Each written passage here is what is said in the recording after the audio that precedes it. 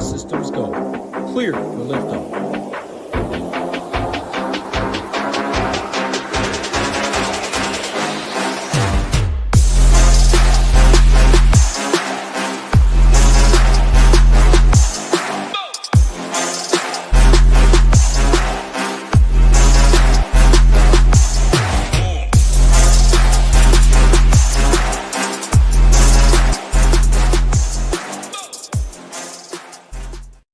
What's going on? Go Collect, Knicks fan, Jason, Paraby, Wins a Lot, William, Ricky, Mac, Langley, Mark, NY, Lyle, Nate D, and my man, Hebrewcheetah. Throw it to you right away, my man, Rio. How are we doing on this fine Tuesday afternoon little 4-game NBA slate? I might have to hit the Uno reverse card, throw it back to you after the 100K shipper in Super Bowl. Yeah, shout out to you. I want to hear how your weekend has been, how your last couple days have been celebrating. I appreciate it. I went to bed pretty shortly after. It definitely felt good. I was ramped up, ran around the house a little bit. I did know I needed 3 from Worthy, so I knew the sweat was there. Was Mahomes and Worthy going to come back out? Were they going to run the ball? All of that. I think I ran pretty good. Like, if the Eagles punt the football right there, do the Chiefs kind of just lay it down? Did they feel like, screw the Eagles for doing this up this much? Like, let's get a little points. I don't really know. So, I mean, what a ball by Mahomes. Garbage time counts the same. Felt cool. Felt really good for sure. The drive before, I thought I needed the Worthy touchdown or 2-point. Again, that would have been the difference was like a Hurts and Worthy captain, I believe, at that time. Actually, I needed Mahomes there. He's like 9 points, and it came up. Regardless, though, I knew I needed 3 points from Worthy when he got that touchdown.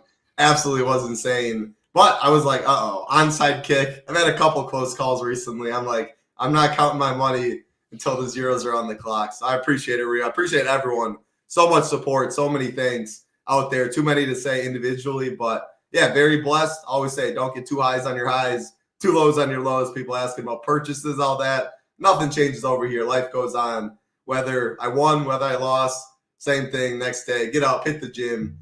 Keep it humble, keep it normal. Very, very blessed. Played a lot of poker. I do that on most Mondays, though. So, yeah, no changes over here. Very much do appreciate that, though, Rio. Appreciate everyone out there. Matt, Rennell, Philly Phantom, Robert Davis, Ross K, Gangrene, Lachlan Ranger. So many congrats.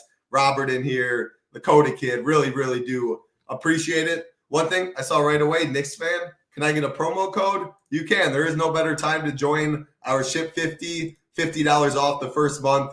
Is still live. All you got to do, go to the site, Ship 50 under monthly plan with Shiptimizer, $99, takes you all the way down to $49. It's no point in doing the weekly. I don't even think doing the annual or anything yet.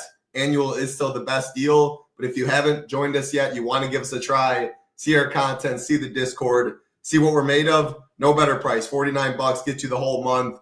While there is no NFL going, very, very sad. Going to be a long couple of months. We still do have all these sports. PGA, no better team out there. MMA, like 10 straight weeks. Pay-per-view season. Last week, pay-per-views coming up. Not this week, but some good fight nights. NBA, of course. Shout out Ham, BJ, Rio. Ham, I see you in chat. What's going on? NHL, shout out to Big Nades. Daytona 500. Huge prize pools in the NASCAR streets. Shout out Eric in the game. We got you covered there. Next thing you know, MLB will be coming back. Big team over here. Super excited to be talking some MLB pretty soon. But, yeah, Ship 50 is the promo code. Gets you $50 off your first night. Carolina in here. Chad's in here.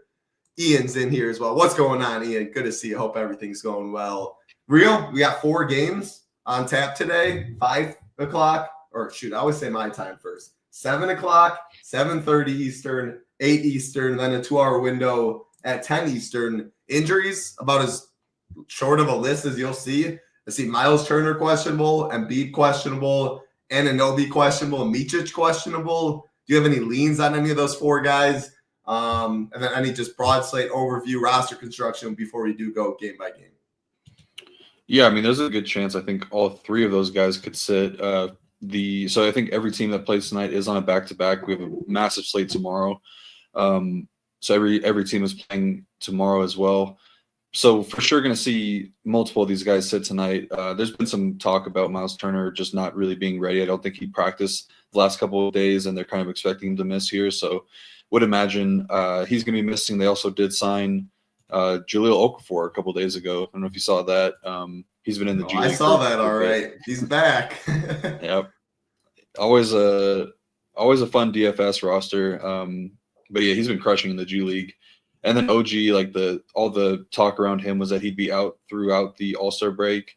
Hasn't been practicing really. He's been doing like the same amount of practice as Mitchell Robinson has, and Mitchell Robinson is not really close to returning. So expect both those guys to miss tonight. And then Embiid, yeah, I mean, there's a lot to talk about there. They've talked about I mean, there's a chance he gets shut down in the next couple games, depending on how things turn out, just because the East is in general pretty weak. Like they're a couple games behind the Bulls right now for the play-in spot. But Embiid has said that he's going to need surgery again on his knee to get back to full health. So yeah, we'll see what happens with him. Would definitely expect him to either miss tonight or tomorrow, though. It's a back-to-back, and they'll definitely I think that they've kind of been when he returned from like the month-long absence and played 36 right off the bat, I think that was probably a poor choice by the coaching staff. And then he played 30 minutes in the last two games and then talked about how his knee is not fully healthy and he's going to need another surgery. So, just something to keep an eye on with the Sixers moving forward, because I think they're pretty close to punting this season away. As they should, to be honest. I mean, I don't see them winning anything at this point. That is the first game of the slate, though, so we will get that Embiid news before lock. Before we do go into it, again, 4 games, little time to ask or answer a little more questions than Chad. I think this is a good one. Does anything, like when we talk about 10 games for NBA, the last thing we really care about is correlation, stacking, game stacking, etc. Like if you're debating a 1v1 stud and you have a guy on the other side, maybe the difference maker is he pushes it and you can get a little mini correlation. It's nothing like football, quarterback with your receivers, NHL stacking lines, baseball stacking teams. Is there a certain thing, though, 4 games, 3 games, or 2 games? I know 2 games you talked about a decent amount. One game can completely blow out, the other can stay close, and it gets there. But any changes on a 4-game slate that you take into consideration? Yeah, I think anything kind of 5 and under is the sweet spot. And when you start to bake in those correlations a little bit, tonight for sure seems like a pretty good slate to do it, because there are 3 really high game totals and 3 close spreads. I mean, you could even make a case to stack up this first game of the night. But yeah, I think that there's definitely a lot more to getting into the stacks when we're talking about like a 4 or 3 game slate, something like that. So tonight, for sure, they were talking about not stacking in Discord. I saw that. It's a little bit different though, because on the smaller the slate gets, I think the more correlation matters. But like on the flip side, you could just say it doesn't matter tonight because all these game totals look pretty good, and you're probably going to need like the just the top not obviously you always need the perfect lineup to ship, but like tonight it seems like you maybe don't need to go out of your way to game stack. That's what I was going to follow up. Like on a lot of slates, it does make sense. And this one, I think it's fine, but only 1 spread above 5, and that's that first game. And that's by far the lowest total at 224.5. Then we have 237, 239.5, 246. A lot of closely spread games, not too many injuries. So pricing seems relatively efficient. So I'm not going out of my way to game stack by any means, but yeah, it's the smaller the slate goes, the more viable it is, especially like 2-3 games. If one game fully busts on a 2-game slate, more than likely you'll need the other game, 3-game slate, etc. Then it just makes it more of a 2-game that way. But let's get into it, Rio. First game of the night, the biggest favorite, Philadelphia 76ers, 9.5-point favorites over the Toronto Raptors, 224.5 total. Injuries in this one, RJ Barrett questionable, Jakob Poeltl questionable. Shout out to BI getting his 3-year, $120 million extension from the Raptors. He will not be playing, though. Philly side, Joel Embiid is questionable, like you just talked about. You mentioned all these teams on a back-to-back. You think he plays today, he sits tomorrow. It's kind of what the line is telling me as well. Kyle Lowry, Eric Gordon out for the Sixers. Looking at some of the more chalky plays on the slate, right here, Grady Dick, 23%. Emmanuel Quickly, 30%. See Scotty Barnes double digits, Embiid double digits. Nothing else from there, though. Again, if I scroll down a little bit, if you're looking at DK ownership, you can see a lot of these games have more ownership than this first game. Lowest total, biggest spread, but I do think, especially Grady Dick quickly, and then maybe a couple other pieces get a little ownership. How do you see it going? Yeah, I've definitely seen the same thing. I kind of agree with ownership, though. I think there are some pretty decent plays in this game, especially on the Toronto side, just because they're going to be so thin tonight. No Brandon Ingram. He did sign that deal, like you said, so it looks like they've got their young core locked in for the next couple of years with Scotty, Barrett, Ingram, and Quickly, which sounds really good on paper, but I don't know how many games that team would actually win if they are, for the most part, fully healthy. But yeah, I mean, they're still going to be pretty thin. No Ingram, no Barrett, no Pirtle. But the good news is Emmanuel Quickly starting to get healthier. He got up to 30 minutes last game. And you kind of can see like the push and pull between him and Jamal Shed as Quickly's minutes have come up, Shed's have come down. So if you're looking to make a rule, like definitely don't play those guys together would be my suggestion. But on the other side, yeah, Embiid said he's going to need that surgery to get back to 100% health. So that's kind of, it's a little bit worrisome to hear now, just him being questionable. But I do agree that the spread probably indicates that he's playing. But I don't know, like how much of a percentage point would you give him being injured mid-game? Like I feel like it's got to be like around 50% right now. Yeah, I'm not even gonna throw in a number because it'd be, I don't know. It sounds absolutely crazy to me to think a grown human is a 50-50 chance to get injured mid-game. So maybe I'm gonna say 22%, but you might call me crazy with that. I don't know what the true percentage should be. You truly think it's about 50-50? I don't know, man. I'm definitely a bit concerned about the whole knee thing. I think there's a pretty good chance that he gets injured. Like, why would they even roll him out? Like, if it's truly at that point, what is the point? Their front office is stupid, in my opinion. I don't agree a lot with like what Kendrick Perkins says. I think for the most part, he's pretty out there, especially with like the whole like I was the leader of the Thunder. I love Perk because he just does not give a fuck. He will say whatever is on his. He lives in his own world. Yeah, that was so funny. But he did say something that I agreed with the Sixers was like, you got to just get rid of Embiid and Paul George, and like they're just in the way of Tyrese Maxey right now. And I couldn't agree more. Like honestly, get what you can from Joel Embiid and Paul George. Like this team ain't it. I think you keep like Kelly Oubre, Quentin Grimes are pieces I would keep. Justin Edwards look pretty good, but you just gotta let Embiid or let Tyrese Maxey run the show, in my opinion. Easy. But yeah, getting back to this game, I think there's three guys that really stand out for me on the Toronto side. Starting with Scotty Barnes, he looks like he's in a really good spot. The Sixers on defense have just been really bad. Even adding Embiid back to the mix, talk about the rim defense.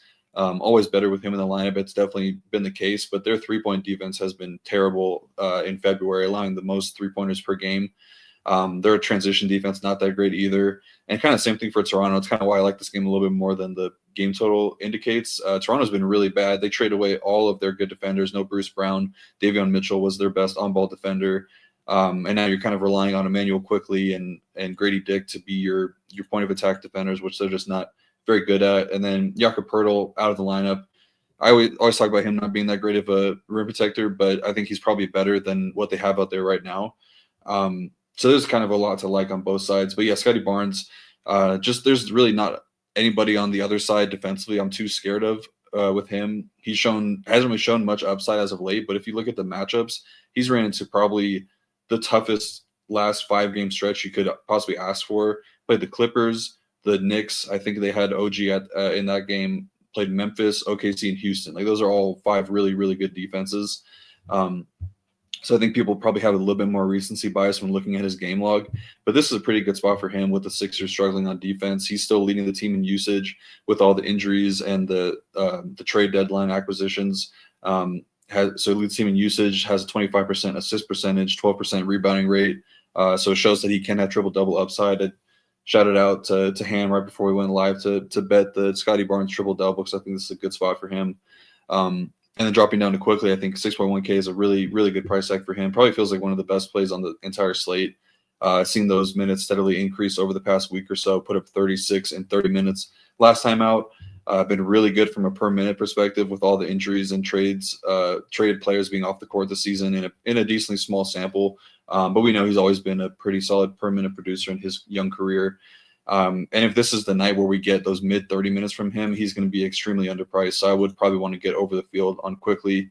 Mobo, I would not be playing it if Embiid is in. If he's out, I like it a lot better. And then Grady Dick, I think this is a good spot for him, all jokes aside. But he's been a really like a dependable per minute producer, I would say, in this like low 4K range. 0.96 fantasy points per minute. Really good matchup with the Sixers giving up the most threes per game over the past month or so and being a bottom half transition defense. So there's a little bit more upside than usual on Grady Dick tonight. I do like him at 4.3K. And then quickly just mentioning Agbaji because he's getting some ownership. He's rarely going to beat you if you don't play him. He's only top 30 DraftKings points once in the past 2 months. So at ownership, anytime he's getting a lot, like 20+%, I think it's more on the fade side. Philly side, Embiid, if he's good to go, it's a really good matchup for him. I mentioned all the stuff about being worried about his health, but he's shown that he still has a ton of upside, even playing around 30 minutes a night. I would obviously want a little bit more than that, but I don't think that they're really going to be – I don't think he's going to be playing 36 for a pretty long time, in my opinion. So 32, 34 – maybe never again if you think it's going to be 3 years. But he's more than likely like probably topping out at like 33, 34. I don't know if he gets there tonight. I would kind of imagine more in like the 32-minute range. But obviously still has the upside to get there in those minutes. So don't mind him. But yeah, I kind of mentioned all the injury stuff that I'm worried about. I do like Maxey here at 9.8K. Mentioned the Raptors giving up all of their best guard defenders and trading them away. So you're going to be relying on Emmanuel Quickly and Ochai Agbaji to get those lead handler duties, maybe some Grady Dick as well. I think it's a really good spot and some leverage off of a chalkier Embiid at 9.8K. He's shown that he could still have upside playing alongside of Embiid. He had 63, I believe, like 3 or 4 games ago, and then 56 last game against Milwaukee when Embiid was in. So, yeah, I do like Maxey slightly more than Embiid in my opinion, but the projections would probably get you more on the Embiid side. Not getting to Paul George, just loses so much usage while sharing the court with Embiid and Maxey. He's going to need to be in like the 6Ks to be considered right now. Same thing with Kelly Oubre, 6.4K. Yeah, probably not going to get there, just not enough usage to go around. I think Quentin Grimes is kind of interesting as a pivot off of Agbaji and Grady Dick because he's played – this will be his 3rd game since coming over to Philly. Played 28 and 31 minutes in those first 2 games. I believe he came off the bench as well. No Eric Gordon should – solidify his rotation minutes. So I kind of like him as a lower owned option.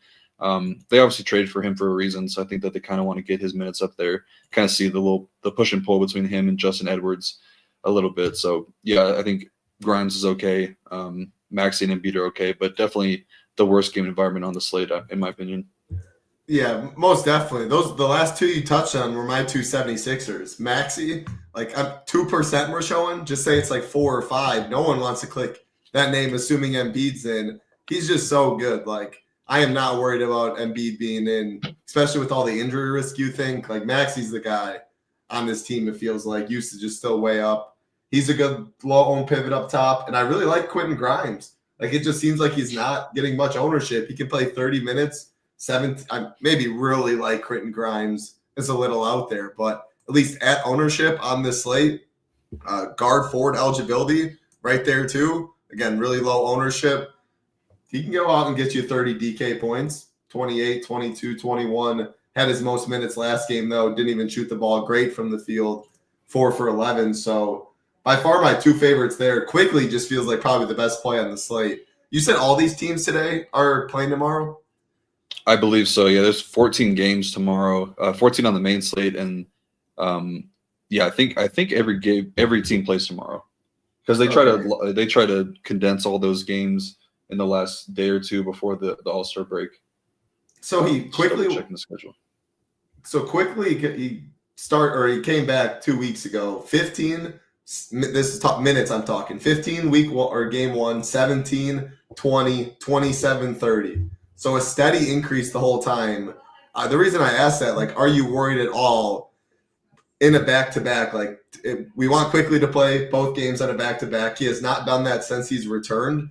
Would they go like, all right, he's playing 30 today and then like 32 tomorrow? Or do you think that 30 can go to 33, 34, 35? He took a big usage jump as well. I don't know how much you think that had to do with Scotty Barnes and tough matchups, but I mean, he's going to be chalky, which is the reason I'm asking a little more. Like, I'm debating lock buttoning him at 6.1K. Like, he feels super strong, but just any thoughts on the minute ceiling on a back-to-back, and was it more Scotty? Like that 30% usage before he has a net above 20 the past 3 games. So that has something to do with like what the defense was doing to Scotty.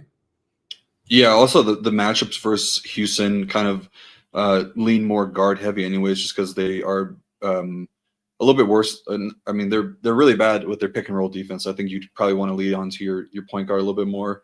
So that kind of makes sense and lines up with the usage trend. But in terms of his minutes, I would imagine if anything, he plays like 33, 34 tonight and then just sits tomorrow. Like they're playing the Cavaliers. I don't think they have really any chance to win that game. And it's a good chance to probably just give your guy an extra day of rest before the All-Star break. But maybe he plays 32 in both games because I don't think they play. Yeah, they won't play on Thursday. So, we'd have to see. But I would imagine he's pretty close to full tonight. I like it. Any just quick thoughts on this? Assuming it beats in, do they go more Orlando Robinson for size? Boucher's too much of a stick, or do you think they'll need Boucher's, I guess, scoring ability, athleticism versus Orlando Robinson, or do you think they go size? Yeah, I think they go size. I think it'd be Orlando Robinson. They did sign him for the rest of the season, I believe. I think they would probably. It makes way more sense to get Robinson out there against Embiid than Boucher. You'd have to double every single time if you're Boucher. Yeah. As he gets back down, that pencil ain't guarding him. Appreciate that, L Money. Hope everything's going well with you. Very nice of you. Michael W. as well. Philly Phantom. Philly, your team got the job done. I know you're happy. I saw a comment earlier. Makes it a little easier to lose money when your team wins the Super Bowl. He said a little. Shout out to you, Philly. Always grinding in the streets. I like it. All right, let's keep it rolling. That game at 7 p.m. Eastern. Next game, 7:30 Eastern. Detroit Pistons. Wait, hold on a sec. Does DraftKings have it wrong? Oh, wow. DraftKings had it in the different order. Yeah, they had some weird stuff going on. I was checking the slate last night. They kept switching between 5 and 4 games. I was wondering what was going on. Yeah, they have 5-10, then 6-10, then 5-48. Like, this thing's all off. Then I look at the Stone. Stone's always right. Got to follow that. But I do like to see, we do have the Stone. We put these odds in the morning. I sometimes do like to see if there is any line movement, which is why I read off the current lines from DraftKings. So the Knicks, 2.5-point favorites over the Pacers, 239.5 total in this one. Indy side, Miles Turner is questionable. Pretty big Q tag there. Thomas Bryant should continue to start if he's out. OG is questionable for the Knicks. Rio already hinted that he thinks OG will miss. That should lead Precious Achiuwa to the starting lineup again. I'd imagine in terms of ownership in this game, definitely has more than the last game as you see, but it's still not like a ton. Pacer side, lower owned than the Knicks side. Cat, I think, will get a decent amount. Siakam, 7,700, about 20%. Definitely curious to hear your take right there. Tyrese, oh my goodness, Rio. I don't know. I think it might be time to abandon this guy, but start with Pacers side. Tyrese and Siakam, two of the more frustrating clicks in 2024-2025 season.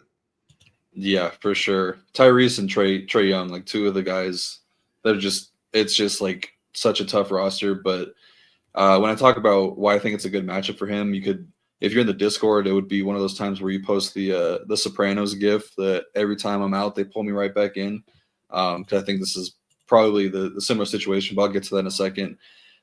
Should be a really fun game with a little rivalry brewing between these two teams. Obviously had that the playoffs last year, which was a ton of fun watching it, and it gave us one of the best just stretches of basketball I could remember of recent memory. Went all 7 games. Obviously the Pacers got the win there, but it was a lot of fun. I lost a ton of money on Game 7 because the Pacers literally broke the record on field goal percentage. Impossible for them to miss, and they still were only down 4. The Knicks were at some point in the third quarter, and then Brunson breaks his hand, but never will I forget that historic shooting night for the Pacers. Yeah, that was wild, but it was good basketball. Obviously, all the betting stuff aside, obviously that sucks, but how these teams match up now is definitely a lot different than how they did then. Obviously, the Knicks had the big acquisition getting Cat and Mikal Bridges now. and OG was available then. He won't be available tonight, I would imagine. And then Pacers pretty much straightforward outside of not having Miles Turner. It's essentially the same team that they had last year. But yeah, some trends this past month. There's only been like 4 or 5 games this month, but Knicks are giving up a lot of scoring. They give up 115 points or more in 4 straight games. Outside of the Boston game, their offense has been really good, though, ranking 9th this month. Pacers are basically middle of the pack in both categories. They've been a little bit better in terms of their season average this year compared to last year in pretty much all the categories that they were bad in last year. The pick and roll defense wasn't very good. The rim defense wasn't very good. Slightly worse with their 3-point defense, but on the whole, their defense is playing much better. Shouldn't really matter tonight. I'm not going to overreact to any of the matchups because I think this is just a good game where we probably see more minutes than usual from both sides. But yeah, starting with the Knicks side, Cat looks like a really good option, 9.4K. I don't know though. He just doesn't look right. Like he had a really good game against Toronto. He kills Toronto every time that they play. Been okay in the 2 games versus India this season, averaging 46 DraftKings points per game with 25.5 points, 12 rebounds per game. Last year, he gave Miles Turner the business with 72 DK points when he was on the Wolves, but no Miles Turner tonight. Should make the matchup a little bit softer because I don't really view Thomas Bryant as a very good defender. The issue is that I think he's still pretty bothered by that hand injury and a couple other things that he's dealing with. The shot volume has been kind of alarmingly low in basically every game outside of the Raptors game. With all that being said, though, injuries aside, Cat, whenever he's sub 10K, I think you got to have a lot of interest in him. I think this is a pretty good bounce back spot. So I'll get to a lot of him. I do slightly prefer him over Brunson. But Brunson is a very, very favorable price tag at 8.4K. Matchup looks like it should be pretty tough. I kind of view Brunson more matchup proof than most. He's been very good in a couple games versus the Pacers this season, averaging 26, or he went for 26, 5 and 5 in just 30 minutes in the first game, and then went off for 33, 6 and 10 in the second game. Andrew Nembhard wasn't available in that second game, I don't believe, but he was in that first one, and he was pacing for a really, really big game had he got his full minutes. Price is really good, and with Cat not being 100%, maybe we see the shot volume kind of trend in Brunson's favor a little bit more, which we have seen. He's taken 18 or more shots in 3 straight games. So you kind of just have to make a decision if you think – well, I guess you don't have to. Like, they both could definitely get there, but I think that I do prefer Cat a little bit more just because the rebounding upside has been huge for him. He had, like, I think he was on pace for, like, a 40-20 game against the Raptors the other night. Still finished really well, 27-20, but – I kind of like the floor ceiling combo a little bit more on Cat. And then wings, I always like playing wings against the Pacers. So Josh Hart, another guy that catches my eye, he's been very good and should have a really soft matchup with either one of I don't know if it's going to be Haliburton or Siakam on tonight, but I think both those guys are not great defenders. He's averaging 41 DraftKings points per game against the Pacers this season. The up-tempo style of play that the Pacers will bring to go along with their weak rim defense should lead to a lot of scoring opportunities for Josh Hart. So I do like him a good bit at 7.6K. Don't like McHale, don't like Precious as much at these price tags. Yeah, that's kind of it on the Knicks side. I guess like Precious at low ownership is fine. He does have the power forward eligibility, and he's shown a really solid floor with his minutes when he's given those starts and hasn't played less than 33 in 3 straight games.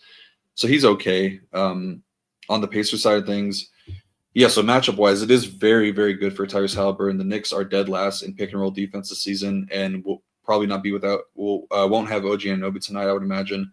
He's shown to be extremely volatile as a fantasy option against the Knicks this season. Has a floor of 10 DraftKings points and then a ceiling of 65 DraftKings points. Great for tournaments. Definitely can't get there if you're playing cash games. Ownership should remain in check. I don't think it's going to get like too far above like the 15% range. And on a 4-game slate, you don't really – I don't know. That's pretty good in my eyes, but I totally understand if you don't want to play Tyrese Haliburton. I'm probably going to be getting a good bit of him just because I like what I'm seeing from the upside and floor standpoint. And if ownership is going to follow with him being pretty low owned, I'd be okay. And it shouldn't take a lot to get overweight there.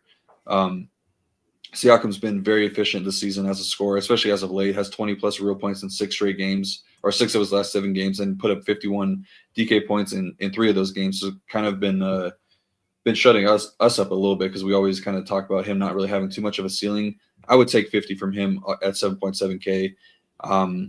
Precious should be on him tonight. We've seen Precious kind of get cooked by some guys like Jason Tatum. Don't think that Siakam is like Tatum, but the Knicks' rim defense has not been good as of late, and Siakam is going to operate in that mid-range rim area, getting all of his baskets there. So I think he's okay. And then dropping down a little bit further, don't really see enough upside on the Nembhard Mathurin's. Kind of same thing for Thomas Bryant. There's a lot of foul risk that comes with his matchup if he is given the start. He did put up a double-double against the Clippers and showed a little bit of upside, but he's probably capped out at like 28 minutes. I think we need a little bit more at that price tag. I really want to make Obi and TJ McConnell a thing just because I think that they match up really well with the Knicks. We saw them have some huge games in the playoffs last year. It's tough because it just seems like the coaches don't really want to play them a ton of minutes. Yes, I don't know. I'm kind of just toying with what to do with those guys, how I'm going to play them. Definitely don't want like more than 2 of the guards on the Pacers with Hallie, Nembhard, and McConnell. You could probably just make a max 1 rule of TJ and Nembhard.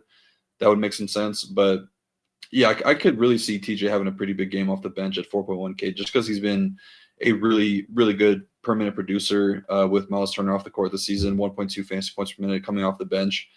And we know that he has huge upside. Like he could literally put up 40 in like 22 minutes. The issue is he's probably not going to get to 22 minutes, so you really need him to be extremely efficient in like 16 to 18 minutes. So he's worth a sprinkle if you're MMing tonight. And then Obi, he's shown a little bit more of a minutes upside as of late. Got up to 28 last time out, or against the Clippers, played 28 minutes. I probably don't want like 2 of Thomas Bryant, Siakam, and Obi Toppin is how I would play that. You could probably even just be max 1 Bryant and Obi Toppin at these price tags. I think that would make some sense. But yeah, I really want those guys to be in play, but I have a tough time making a case for either of them. I mean, why is TJ playing 13, 14, 18, and 13 minutes in the past 3 games? And then 10 like the game before? A, didn't they pay the guy? B, I think he's I'm not saying a really good basketball player. I mean, probably has overachieved more than anyone in the NBA or close to it. But, like, he makes winning plays. And when he's in, he has had a usage above 30 the past 4 games.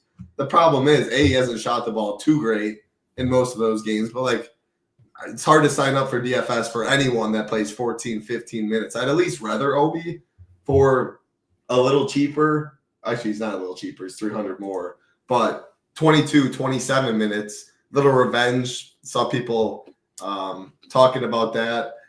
At least he just has like 8 more. Like, is TJ ever going to get to like 21, 22 minutes, do you think? If he did, I mean, I would really like him at this price tag in ownership today. But it feels hard to see that happening when it hasn't at all recently.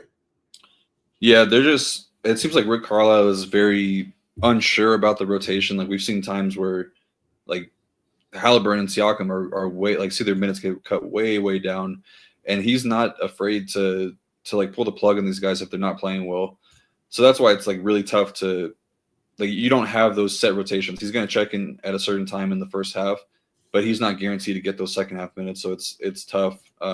You just don't really know when those minutes are going to come. But I do think, like, looking back to the playoff series last year, like TJ clearly had a little bit of an edge there. So yeah, I don't know. That's why I say, like, I really want to make it happen because I think that there is ceiling, but it probably isn't happening. I know you said you don't like Mathurin's upside much, and it makes sense. He's not like mid-20s minutes. Usage has been solid, though. He needs a very efficient shooting day and he has to get to the foul line, it looks like, when he does hit his ceiling. But what about Neesmith at 3.6? Yeah, I forgot to talk about him. Yeah, normally a guy that's in like the 5K range, just the minutes have been very, very managed since coming back from the really bad ankle injury. So yeah, you're kind of just like waiting for the time for him to get to like that 25 to 28 minutes range, which he did against the Pistons, but kind of came back down to earth with 17, 21, and 21 in his last 3 games. So it's the same thing. Like, you just don't know when those minutes are gonna tick up. I would imagine that this is probably a good spot for him just because they need a lot of defense to help out on Brunson, and it's really just Brunson. Like, so maybe not because they have Nembhard for that, but yeah, I don't know. I think he's an okay value option, 3.6K. Just kind of hoping that One, he runs into a hot shooting night. He did take 6 threes against the Lakers, just didn't make any. So if he makes 2 or 3 of those, we're talking about a completely different thing. He'd probably be in like the 4K range. So yeah, I think he's okay. And then I think you're gonna say it's fine. It's definitely not my favorite. I don't know if I make a rule to exclude Towns and Brunson together, Siakam, Halliburton together. Would you be fine with both of those? Just one of them, neither? And then if you were to play both Brunson, Towns, would you force a Pacer run back? If you were to play Tyrese Siakam, would you force a Nick run back? I think that's a rule I would consider making tonight. I'd have to see how those builds look because I don't want to like be giving up too much projection if I'm forcing that. But like we said, on a smaller slate, it does make sense to have a little bit more correlation baked in, especially when you're talking about the studs. You're kind of just going all in on the game and hoping that we get overtime or it's just a really, really high scoring game and it kind of blows all the other ones out of the water. For sure. Jim Parrish, $5 YouTube gift. We very much appreciate that, Jim. Very, very nice of you. For single entry, what stack would you use? So we did talk pre-show like at the top that by no means do you have to stack in NBA. The smaller the games on a slate, the more viable it becomes. On this slate, because we had 3 totals, everyone except the first game and spreads, all relatively close in big totals and pretty efficient pricing. We don't think it's a slate that screams stacking by any means, but if there were to be a stack you would use, Rio, and when I say stack, let me say 4 guys in a game. I think that qualifies as a stack today in a 4-game slate. I don't think we're going too overboard. What game? Again, we've only talked about 2 of them. We're about to get to Pistons, Chicago, Grizzlies, Suns, but we got to answer Jim's question with the $5. Which game would you pick? Yeah, first of all, appreciate the donation. I have no idea where that money goes. Maybe it goes to it partly goes to us. It partly goes to YouTube. And that YouTube takes a lot more. Like we'll never ever ask for this. To be honest, we'd rather like a $5 gift into like a member and a $5 single entry. Now we do appreciate it. We'll always answer the question. But looking behind the scenes, I guess I've heard that YouTube takes a good bit of it. But hey, we appreciate it, Jim, regardless. Yeah, for sure. Not to kind of just have recency bias, but I think that this is probably the game I would be the most inclined to get 4 guys of. Like you would for sure want one of the studs on each side, like one of Cat Brunson, one of Halliburton, Siakam. Then I would probably get, like if I had Cat, I would probably go down to Hart, or same thing Brunson. I'd probably go down to Hart just because it is a little bit more salary relief there. And then it's pretty easy to get to like Halliburton and Siakam because they're not too expensive, but you could drop down to like the Obi top and range if you want to get a little bit more value. If you play Thomas Bryant, it probably makes more sense to play him with Brunson, and then I would probably say Obi with Cat, just kind of hoping that Thomas Bryant gets into some foul trouble. So that kind of would correlate positively with Cat and Obi, and then same thing with Brunson and Thomas Bryant. So that's kind of how I would approach it, I think. I like it. Great answer. And again, very much appreciate that, Jim. No, you don't, Wardo. What are you talking about? No way the guy with the Knicks cap in his picture actually loves the Knicks. All right, let's keep it going. 2 games left. Appreciate all 340 of y'all watching. Like button helps us out a ton. Subscribe button helps us out a ton. That is all we ask from you. If you do want to join the best community, the best nation out there, Ship 50, no better deal either. $99 is usually our monthly with Shiptimizer, which is our partner optimizer over here. Take $50 off that your first month, $49, a full month, 30 days of content, includes the Discord, includes an optimizer, Daytona 500 this week, PGA, of course, as always, Showdown, Rio with the big Showdown shipper 2 weeks ago. MMA is going on as well. Couple close calls. I needed Jimmy Crute. Turns out, Rio, I was looking back. If Jimmy Crute got that decision, would have been another shipper, 38,000, 4-way chop. But hey, you can't win them all. But yeah, MMA, always fun. 12 fight slate this week. Decent DFS card. Not the biggest name value, but always 100K up top. What you'll see, at least 100K minimum in PGA. Prizes are massive. 100K up top in MMA. 100K up top pretty much every day in NBA. Sorry, NHL, you got to wait for the All-Star break. But hey, you'll be happy if you win the tournaments. I heard there's not any NHL during the All-Star break this year. Oh, wow. I don't know how that ended up working out. That is brutal because usually it is 100K then. Especially Rio. Rio has won 100K in NHL before. But NASCAR, almost 100K every single week too. Daytona 500 this week. Absolute chaos if you are one that likes chaos.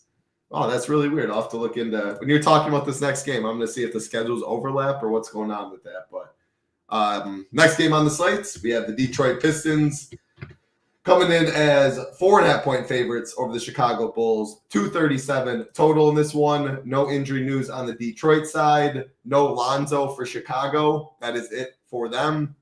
Usually the Bulls, every time we see them, Rio, look at their pace. High pace, bad defense. Matas Bazulis looking. I think he will have some decent ownership on the slate. The rookie has been, he's gotten a lot more opportunities of late. After that 10 of 10 shooting day, he has not looked back. I think Jalen Duren's interesting. Will get some ownership. Io, and definitely one of my favorite studs on the slate, Cade. I think this is a great, great spot for Cade in this matchup.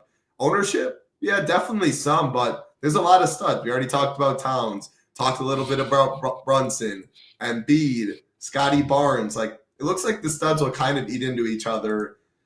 I think Cade might be my favorite in the slate. I like this game. If I had to pick, to be honest, 4 guys for a game environment, maybe it would be this one. And it would probably be Cade for sure, Matas Bazulis, because he's some salary relief, and then 2 of like Kobe White, Duren, Vooch, Io, Azur Thompson, Giddey. I think this is the game I'm attacking. Tell me why I'm wrong or what you do like about this game. Yeah, I don't really have anything to against that. I think it is a really, really good game to attack. But I do think there's a little bit of volatility to the Chicago rotation. They are going to be implementing, guys like Trey Jones, Kevin Huerter, Zach Collins eventually into the mix. Now, these aren't like crazy high usage guys, but it just they all are capable of playing enough minutes that it takes away the upside of some of these guys. And now we're starting to pay a little bit more of a premium on guys like Josh Giddey, Kobe White. Io's prices come down a little bit, and Buzelis has come up, but I think he's generally okay. Billy Donovan's kind of openly come out and said that they're going to start playing these young guys a little bit more. So I think that like Giddey and Buzelis are pretty safe. Io too. The Vooch stuff is a little bit alarming, just seeing those minutes come down a lot, and Zach Collins hasn't even played any minutes yet. So there's a little bit more downside risk to a guy like him. But the Detroit side is definitely very enticing. I think it's a spot where I'm going to get a ton of exposure to in most of my rosters just because we know what to expect from Chicago. They're going to play fast plays. They don't really play a ton of defense. Rim defense has been terrible this whole season. They're also bottom 8 pick and roll defense, which is another area that Cade can exploit. But over the past month or so, they've given up a ton of 3-point catch-and-shoot volume as well. So they can kind of get attacked from many different angles. The Pistons on the other side continue to be a huge 3-point funnel. Their rim defense has been exceptional all season long. Top 4 in rim defense on the season while being bottom 4 in 3-point defense. And I guess matchup-wise, the Bulls offensively do kind of play a similar style to the Celtics where they're going to be high-volume 3-point attack. So that kind of makes sense why the game total is what it is. But yeah, like I said, I think there's a little bit of volatility to the rotation for moving forward for Chicago a little bit. So I'm kind of taking the guys I know are going to play a good amount of minutes, which would be Giddey. Always has the triple-double upside, and a double-double upside I would say is more likely, but 7.3K has been pretty solid for him. The usage and assist numbers have all been pretty good over the last 3 games post-trade deadline. So he's probably my favorite. Kobe White has a really good matchup. He's taken a ton of 3-pointers as of late. Pistons are allowing a ton. So matchup-wise, he's really good, but the price near 7K is a little bit uncomfortable. But I agree with you. I think Matas Buzelis is probably the best option on the Bulls, especially in terms of the value plays. They're committed to playing him a lot of minutes. He's the lottery pick. He's been playing really, really good as of late. Had that perfect field goal percentage against the Timberwolves, I believe, a couple games ago. But he's been playing right around 30 minutes, scoring right around 30 fantasy points a night over the last 3 games. So I think that he's pretty good. Jalen Smith is kind of the best of the bad bunch in terms of the cheap value plays at 3.7K. Definitely wouldn't play him with Vooch, but yeah, I don't really have a lot to say negatively or positively about him. I think that he's okay. Kevin Huerter, I don't know where he fits in with the team long term, but he did play 19 minutes against the Warriors in his first game with Chicago, so that's pretty solid at 3.4K. I don't know, I feel like people think that he's a really good shooter, but hasn't really been this season. this is a good matchup for him if he does get hot from 3, and 3.4K doesn't take a lot for him to pay off the price tag. So I'm okay with him. I didn't really look too much at the rotation. I think Neesmith, because I think that the minutes are a little bit safer there. Yeah. Well, hold on. Sorry, I probably should wait for all the questions at the end. They're right in the same price range. Abaji is another one that's a little more expensive, probably a little more ownership. Yeah. It's hard to compare that, but I'd play either of those guys over at Baji for sure. I was seeing if Neesmith was getting a lot of ownership. He's not really getting a ton, so it doesn't really matter from like a leverage standpoint. But I still think that Neesmith probably the guy that I would want there. Flipping back over to the Chicago side, really good spot for Cade, like you mentioned. You always look to attack the Bulls with guards. Pick and roll scoring been really good for Cade. He's second in the league in pick and roll scoring. Bulls don't really defend that very well. The ISO defense for Chicago is not very good either, allowing a ton of rim scoring. So there's just a lot of ways that Cade could put up a really big score here. He's been very solid, shown a very good floor in 2 meetings versus Chicago this season, put up 50.5 and then 53.3 DK points. Been really good as of late on a tear with no less than 52 DK points in 6 straight games. So he's probably the best spend on the slate in my eyes. Really like him. Jalen Duren was really good the last time these two teams met, put up 46 DK points in just 30 minutes. Bulls are the worst rim defense in the league, so there's no reason to believe that he can't build off of a very strong game and possibly even top it. He's been playing really well as of late. The scoring has been trending up in a pretty big way. 16, 13, 18, 21, 16, 14 just in his last 6 or 7 games. So he looks like a pretty strong option. I really like the match for him against Vooch. He made Vooch look really bad at times in that game. I don't know if anybody was watching that, but man, he was running circles around him. Duren is a freak athlete and just 15, 16 years younger than Vooch right now. So definitely has the athleticism advantage. Tobias Harris been playing well, good matchup for him. Don't really have a lot to add there. Not somebody I'm looking to take a huge stand on, but he's not coming with a ton of ownership, which is decent on a 4-game slate. I'm seeing around like 10 to 13%. That feels pretty good, even at this price tag. He was really solid in that last game.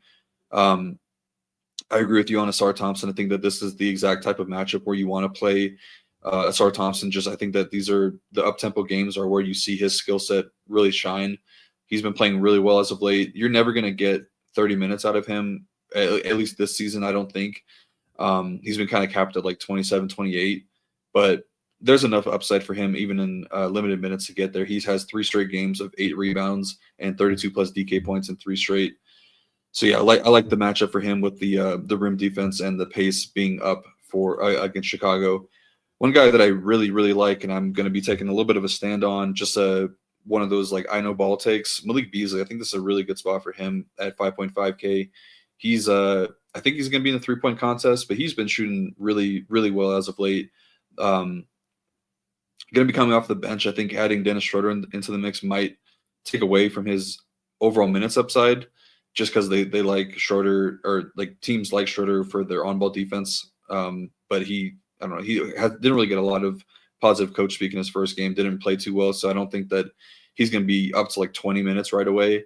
But Beasley, yeah, back to him. I think that he's just been playing really good as of late. The shot volume is way, way up there. Put up 16 threes, I think, put up 19 threes against Philly, 14 against Charlotte, made 5 and 9 in those games. And then the last time that these two teams faced off, he went 5 for 11 from deep, added some steals and assists to his stat line as well. Yeah, it's 6% ownership. I think that he's pretty solid. So I do like Malik Beasley a good bit here. And Tim Hardaway Jr., I kind of have to mention him just because he's 4K.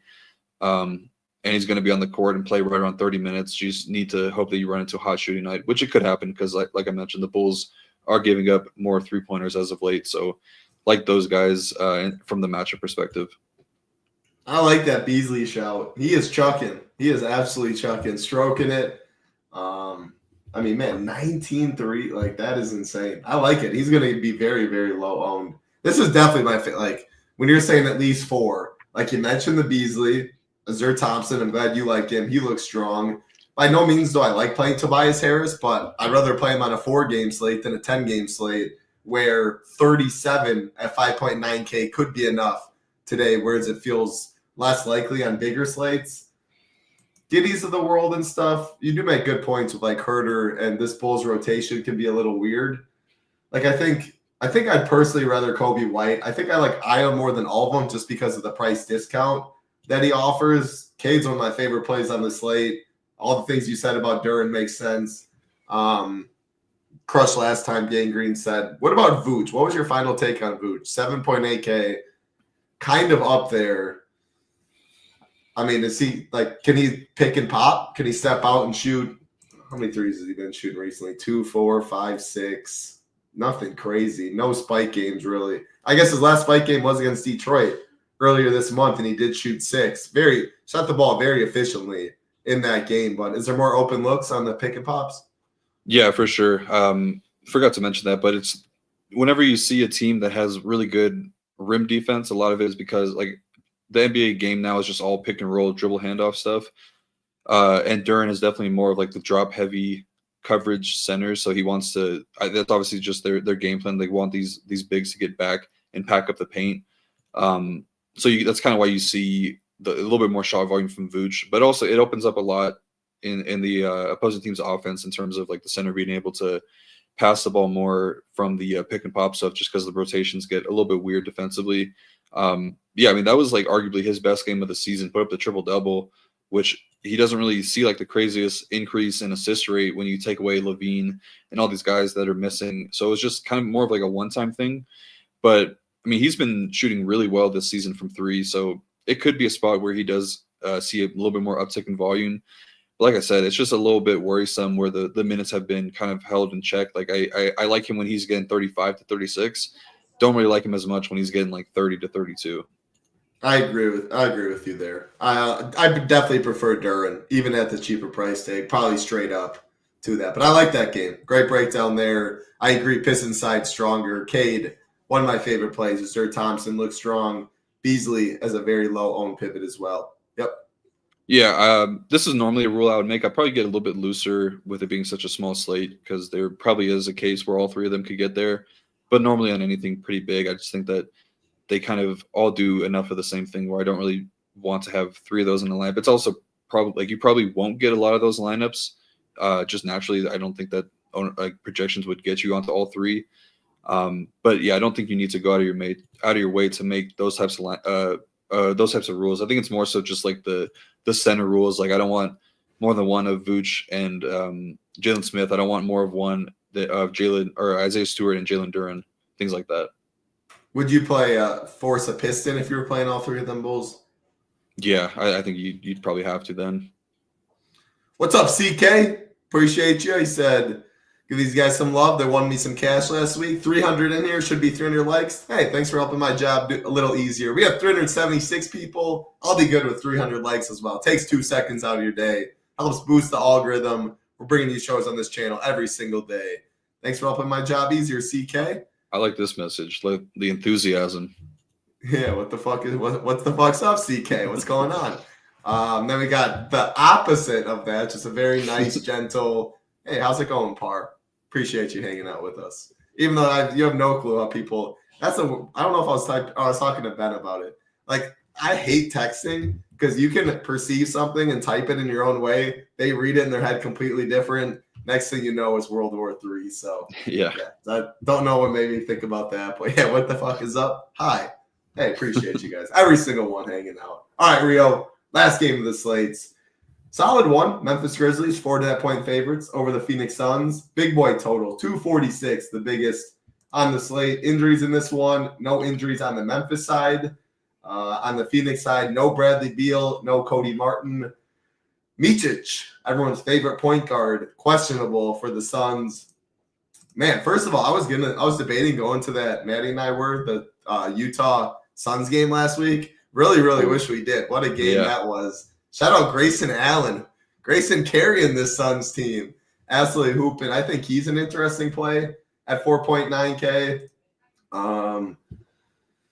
Obviously, KD was not, or they were without KD in those games, so he definitely had a big bump. I don't know, man. KD coming back after like a week. He was in the trade talks. I know people were asking him reporters are saying their locker room's off and all this. I did like his comment. Like they come in 45 minutes before people are doing their own things, but I see KD getting ownership at 9K. And if that's the case, like I'd much prefer Kate. There's no doubt. Maxey at a fraction of the ownership looks a little stronger to me. Tyus feels very strong on this. Not only the revenge stuff, going to have to handle the point guard load pretty thin, especially if Micic is out. Royce O'Neal, I never mind. Hey, maybe, is this a Ja Morant game? I'm going to throw it to you on that. Can we get Ja 8.6K only? Ownership, not too much. I do think Bane gets a little ownership. Jaren Jackson gets a little ownership. Ja's going to be the forgotten one. Can we get a Ja game? And then I guess Booker, too. I think he's interesting, too. I prefer Book over KD at lower ownership, too. But take the last game away. Yeah, I'll definitely get to this in a second, but I think it is for sure a Ja game.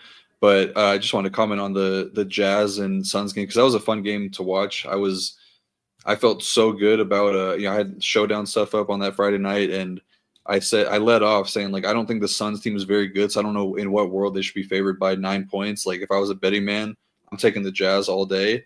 That felt so good, and then I see like 2 seconds left in the game, it's tied, and then they end up losing by 8 in overtime, and I was like, damn, I was patting myself on the back. Felt so smart there. But that was crazy. Just I wasn't watching, I was out at dinner, but I came back and watched the highlights. How Grayson Allen hit those 2 threes was just insane. But yeah, super fun game. That was a fun showdown slate as well. I think I was in first up until overtime, and then Grayson Allen, or I think Royce or Grayson went off in the overtime to bump me out. But yeah, this game, I think you can make a case that this is another game that you can get 4 pieces of in. Because I think there's a lot to like. The Grizzlies haven't really been playing a lot of really good defense as of late. They play with a ton of pace, being first in pace of play this season. Getting healthier with Vince Williams and GG Jackson kind of nearing full strength. I think Vince Williams is still going to be pretty limited for quite a bit just because he's always dealing with some sort of injury. So probably capped like 15 minutes or so. But those are 2 guys that they view pretty highly in terms of adding that defensive prowess to their team. So it definitely makes them a little bit stronger there.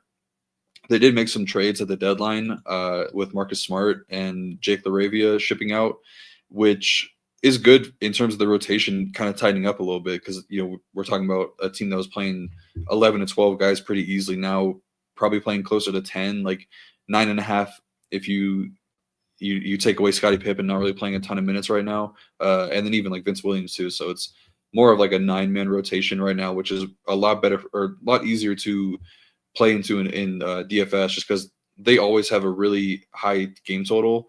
It's just like so tough to choose these Grizzlies pieces, but I think tonight is a pretty good chance to do that. Suns getting KD back, but outside of that, it should be pretty full strength outside of Bradley Beal missing. We have seen Bol step up in a really big way in KD's absence. So he's kind of an interesting talking point because I'm wondering if he's done enough to hold a rotation spot because they're kind of figuring things out right now. They've been adding guys like Damian Lee into the mix, like Monty Morris been in and out of the lineup. They have like guys like Ty Washington, Ryan Dunn that are mixing in a little bit. So I wonder if Bol has done enough to secure a rotation spot. I kind of think he has, but I don't know if like every time dude steps on he always should. I don't get it. Like I really just don't get it. And every team he's been in, it's like anytime he's on the court, he creates matchup problems. Like the defense knows he's there. Like he's not like Ty Washington, like even Damian Lee, like all those dudes. You know what they are. Why would you not have Bol, the freak athletic, like the height, the length? I mean, I don't know. I mean, he should get at least 10 to 15 minutes. I agree 100%. I don't know if I heard it on the Gilbert Arenas and Kenyon Martin podcast, but they said it was something like work ethic wise, like he just doesn't. He loves smoking weed. From what I've heard in the past, he loves smoking weed. He doesn't have the best motivation. I don't know the practices, like the team, all that. From sources, that's the thing. But I mean, when you're on the court and you're doing well, like it helps you win games. Like the Suns are trying to win games, aren't they? Like I think he gives you the best chance. Yeah, I couldn't agree more. He's definitely got talent, but it's Mike Budenholzer seems like the guy that would just sit a guy if he doesn't see him giving 100% effort. And I mean, we saw it with Nurkic. I mean, he was straight up said that they hadn't like talked for a month, and that's just kind of weird when he's a player under your umbrella. But But yeah, all of that aside, yeah, it's kind of we'll see what happens tonight. I still don't think like at 4.3K there's even enough upside for him if you were having a rotation spot. It's more so having guys like Durant out of the lineup where he can really play like close to 28, 30 minutes a night. Don't think that's going to happen tonight with KD returning. But yeah, I do think that this is a very, very good spot for Ja, if not the best matchup possible for guards. Suns have been getting killed in pick and roll this season, bottom 4 in that category, as well as ranking bottom 3 in DVP against point guards over the last month. We saw Ja get up to 36 minutes against OKC, so we know that he's capable of playing more than 30 minutes in a night. It's just a matter of when the Grizzlies are going to do it. This is another Western Conference opponent. I don't know where the Suns are in the standings. I think they're pretty far down, so it's not like too much of a risk if they drop this game. But it is another Western Conference team, close spread, high total. And if we can get like 33 from Ja, he can definitely smash. I mean, I was playing him against the Spurs when he was like 9K, and now he's 8.6K, not really getting a ton of ownership. So that seems pretty good to me. And it's kind of the same thing for Jaren and Bane. Both those guys played a lot of minutes against OKC in comparison to their season average. Jaren played 35, Bane played 36, and that was coming off of an injury where he was out for a couple games. But Jaren Jackson should have a pretty solid matchup with KD defending him on the other side. He's going to be defending Durant, and he's put the clamps on some really good defenders as of late. I'll mention that when we get to KD. But yeah, the Suns' rim defense has been really bad over the last month or so. Adding Nick Richards to the mix makes a lot of sense because he's never been known to be the best rim protector. Jaren's drives and usage are still way up there, sharing the court with Ja. So I think this is a pretty good spot for Jaren as well. Bane is probably my least favorite of the bunch at 7.5K. The interesting thing is seeing the rebounding rate increase over the last 3 games. Don't really know what that, why that's been happening. Maybe it's something to do with Edey playing less minutes. But the Suns really are not that great in transition. Their 3-point defense is not that great. Also, one of the worst rebounding teams in the league. So maybe he does grind his way to a double-double, which he's shown to do. Had 12 3 games ago. But I do prefer the matchup and upside to Jaren and Ja just a little bit more than I do for Bane. Edey is also very interesting because if you told me I was getting 20 to 22 from Edey tonight, I would definitely want to get a good bit of him just because he's shown to be such an elite per minute producer. He will play in a blowout. Sometimes they'll run him up there, but I think this could be a spot where he's very efficient from a rebounding perspective, and he doesn't need a lot to pay off. Then if he can, have a couple putbacks, a couple offensive rebounds, and get to a 10-10 type of game, then he could pay off the tag because he's going to have the block upside, and he could have a lot of rebounds because I do like playing bigs against Nick Richards for that reason. He's just not a very good rebounding big. He does have a couple of those games where he has like 16, 17 rebounds, whatever. But on the for the most part, this is a very poor rebounding team in Phoenix, and the Grizzlies are one of the best rebounding teams in the league. So I think that's what you want to see when you're playing Zach Edey. Santi Aldama, I probably would not play him with Edey because it seems like they don't really share the court together that much. And you see if Aldama's playing more, that would definitely mean that Edey's playing less. So I would max one of those 2 guys. Santi's probably going to spell some possessions for Jaren Jackson guarding KD tonight. They do like him on both ends of the court. He does provide some floor stretching ability and pretty solid defender. So he's okay. We know that he's got a ton of upside as well. And then these secondary guys don't really have a ton of interest in them. Like Gigi Jackson, I guess he's playing more minutes as of late. Really low usage guy. I mean, I would play him over Ochai Agbaji probably. Brandon Clark, I don't think I would get there. Probably max 2 of the Clark, Jaren Jackson, and Jalen Wells range.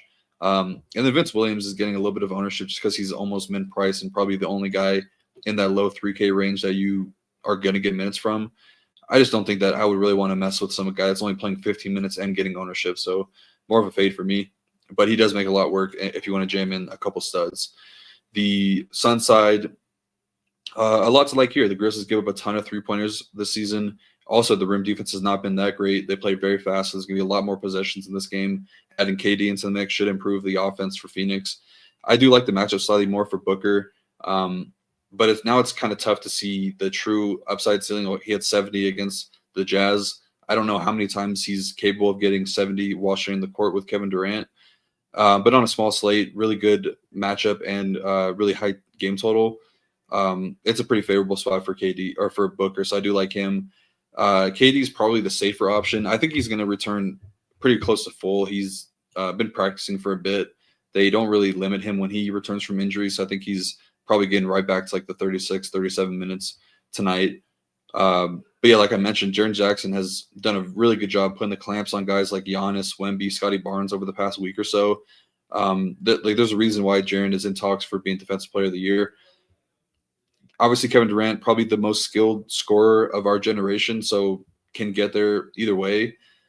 It feels a lot better to play Durant over Booker just because he's cheaper and the positional eligibility is a little bit better. But I do slightly lean Booker if I'm choosing one or the other.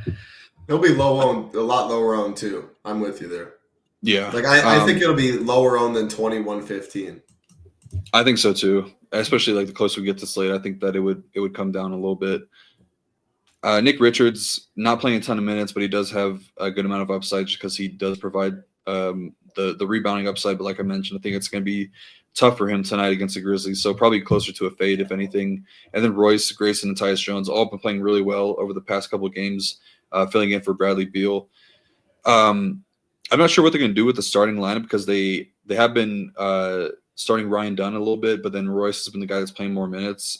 Dunn is just he's not 100% right now. He's dealing with that pretty severe ankle injury that held him out for a bit. So I think Royce Neal probably playing closer to 30 minutes. So I think that I like him a little bit more than Grayson. But I think from like the high-end value perspective or high-end ceiling perspective, Grayson's definitely got a little bit more upside just because he can get hot from three, and it's a really good matchup for three-point shooters. So I like both those guys a good bit. Not really making a rule to against those guys. And then Tyus at 4.8K. If Micic is out, probably pretty clear pathway for him to play 30-plus minutes. And he's been playing really well, 37 DK points in back-to-back games. No Beal, important game. Probably makes more sense to get a little bit more out of Tyus tonight. Great breakdown. I just got two things in terms of like ranking. So we'll start with Jaren Jackson first. Jaren Jackson, Vooch, Siakam, all within 400. Obviously, Jaren Jackson's power forward center eligibility. Siakam just power forward. Vooch just center. I will say it's not one of those nights where like when we thought Rashawn Holmes was starting and we had Thomas Bryant, who else was, whatever the slate was, and Jokic, where like everyone was playing two centers. It's not quite that slate, so positions matter that way, but just ranking them, who scores the most? Jaren Jackson, Vooch, Siakam.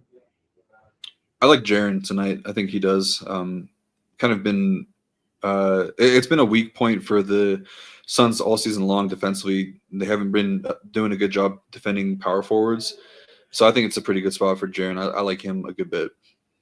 Ja, Brunson, Tyrese, all priced within 400. Ooh, that's a tough one.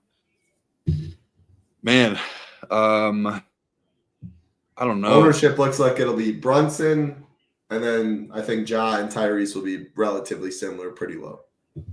Yeah, I kind of want to say Ja. That's so close though. Like I would say Brunson is probably the safest option. Like he's very likely to get you 45, and does have the 60-point upside.